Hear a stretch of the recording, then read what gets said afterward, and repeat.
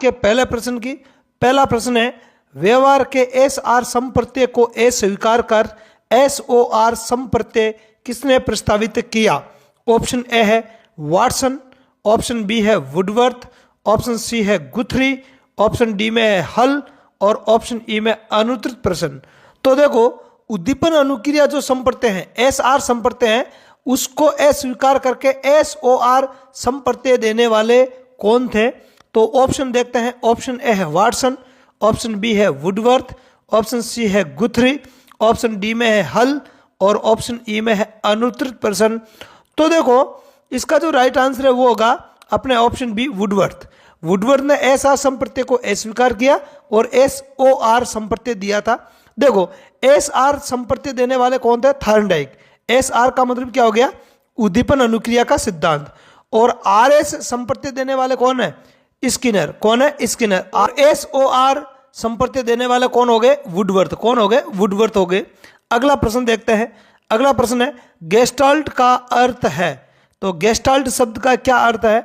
Option A है व्यवहार के रूप में, ऑप्शन बी परिवर्तन के रूप में, ऑप्शन सी मशीनों के रूप में, ऑप्शन डी समग्र के रूप में और ऑप्शन ई में है अनुत्तरित प्रश्न।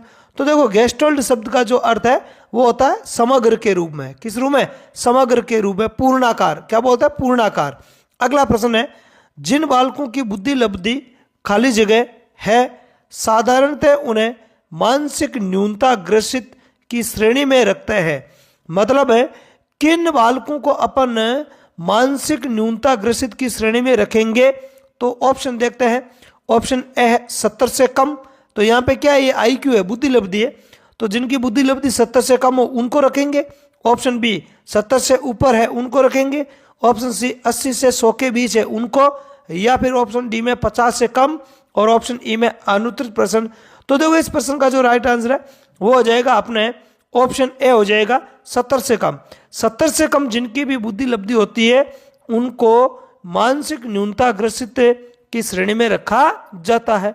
अगला प्रश्न है, सृजनशीलता के पोषण हेतु एक अध्यापक को अपने विद्यार्थियों को रखना चाहिए। मतलब यदि कोई अध्यापक है और वो अपने विद्यार्थियों में सृजनशीलता का पोषण करना चाहता है, मतलब सृजनशीलता उत्पन्न करना चाहता है, ठीक है, या सृजनशीलता को बढ़ावा देना चाहता है, तो उसको अपने विद्यार्थियों को किस में रखना चाहिए? ऑप्शन ए कार्य केंद्रित, ऑप्शन बी है लक्ष्य केंद्रित, ऑप्शन सी है कार्य केंद्रित एवं लक्ष्य केंद्रित और ऑप्शन डी में है पुरस्कार प्रेरित, ऑप्शन ई में है अनुत्तरित प्रश्न। तो देखो, इस प्रश्न का जो राइट आंसर है वो हो जाएगा आपके ऑप्शन ए कार्य केंद्रित। सृजनशीलता के पोषण के लिए एक अध्यापक को ये चाहिए कि वो अपने विद्यार्थियों को कार्य केंद्रित रखे। अगला प्रश्न है, 1/10 एवं 9/10 भाग क्रम से प्रदर्शित करते हैं। तो 1/10 और 9/10 किसको प्रदर्शित करता है? ऑप्शन ए अचेतन एवं चेतन, ऑप्शन बी है चेतन एवं अचेतन, ऑप्शन सी है अर्धचेतन एवं चेतन, ऑप्शन डी है अचेतन एवं अर्धचेतन और ऑप्शन ई में अनुत्तरित प्रश्न। तो देखो, आपको पता है सिगमंड फ्राइड ने जो मन होता है उसके 3 भाग बताए थे। एक तो अचेतन मन, एक चेतन मन और एक अर्धचेतन मन।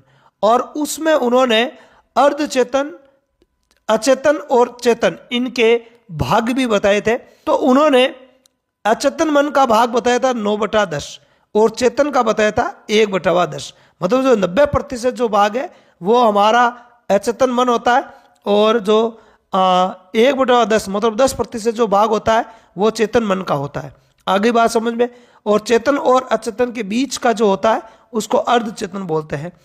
तो इसका जो राइट आंसर वो हो जाएगा आपके ऑप्शन बी चेतन एवं अचेतन। मतलब चेतन 1/10 होता है 10% और अचेतन है वो 9/10 होगा, मतलब 90% होगा। अगला प्रश्न देखते हैं। एरिक्सन ने अपनी पुस्तक बचपन और समाज में नैतिक सामाजिक विकास की कितनी अवस्थाओं का वर्णन किया है? देखो, एरिक्सन की बात करें तो उनकी एक पुस्तक है जिनका नाम है बचपन और समाज। और बचपन और समाज में उन्होंने विकास की विभिन्न अवस्थाएं बताई है। नैतिक सामाजिक विकास का सिद्धांत उन्होंने प्रस्तुत किया था और इस सिद्धांत के आधार पर उन्होंने जो विकास की अवस्थाएं बताई है वो है आपके 8। कितनी है? 8 अवस्थाएं बताई है। अगला प्रश्न है, राम गणितीय समस्याओं को हल करने में निपुण है।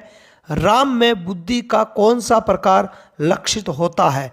मतलब कहने का मतलब ये है कि मान लिया कि राम नाम का कोई व्यक्ति है और उसकी गणितीय समस्याओं को हल करने में उसकी बुद्धि है काफी निपुण है, तो उसमें बुद्धि का कौन सा प्रकार होगा, है ना। हमने बुद्धि के विभिन्न प्रकार पढ़े, जैसे केटल ने तरल और ठोस बुद्धि दी है, थार्नडाइक ने मूर्त अमूर्त और सामाजिक बुद्धि दी है। ऐसे ही जो गार्डनर है ना, थ्रस्टन है, तो अन्य मनोवैज्ञानिकों ने बुद्धि के कई प्रकार बताए। तो इसमें यदि उसकी गणितीय समस्याओं को हल करने में अच्छी पकड़ है या वो निपुण है, तो उसकी बुद्धि किस प्रकार की होगी? ऑप्शन देखते हैं। ऑप्शन ए है मूर्त बुद्धि, ऑप्शन बी है अमूर्त बुद्धि, ऑप्शन सी है सामाजिक बुद्धि, ऑप्शन डी है वंशागत विधि, और ऑप्शन ई में अनुत्तरित प्रश्न। तो देखो इसका जो राइट आंसर है वो हो जाएगा आपके ऑप्शन बी अमूर्त बुद्धि, है ना। गणितीय जो चीजें होती है वो अमूर्त होती है, गणितीय प्रत्यय है, संप्रत्यय है, ये अमूर्त होता है।